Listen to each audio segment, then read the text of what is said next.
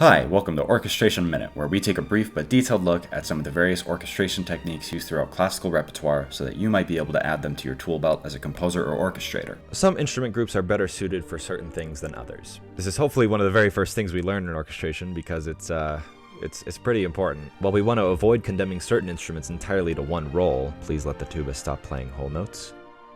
That's not what I meant. It's also important to remember that playing to an instrument's strengths more often results in success rather than trying to be clever and reinvent the wheel every time. And in the most optimal of situations, you're doing a bit of both. You can be clever without being a pain in the neck. Okay, so the reason I'm saying all that is because one of the first things that I learned when writing for woodwinds, namely a sax quartet, is that woodwinds are not suited to be doing all the same types of accompaniment that strings are. In fact, I showed my teacher the first draft of my sax quartet, and he said that the sustained and slow-to-change nature of what I was writing would be great for strings and less than ideal for saxophones. So I made it a string quartet. Sue me. Looking at the third movement of Dvořák 8, we can see a number of different accompanimental styles and different instrumental groups juxtaposed against each other, and it works really beautifully. Let's listen to the first phrase.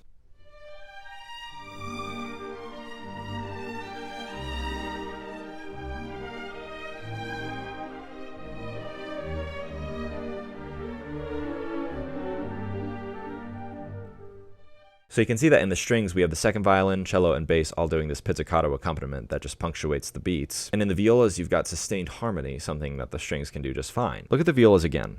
If Dvořák wanted woodwinds to join in here, which he obviously did because that's what he wrote, it would be really less than smart of him if he had just doubled this in the woodwinds. Or at least it wouldn't have been very creative and the woodwinds wouldn't have had much of a purpose. Instead, Dvořák opts for this much more flowing accompaniment, which keeps momentum as it's quicker than the string accompaniment, and it suits the instruments really, really well. The dovetailed nature of the accompaniment across all of the woodwinds also shows off the instruments' different timbres while still staying in their own lane. It adds a liveliness to the music that this kind of woodwind figuration is really conducive to. Well, that's all we have time for today. Like and subscribe for more zoomed-in looks at various moments in the orchestral repertoire.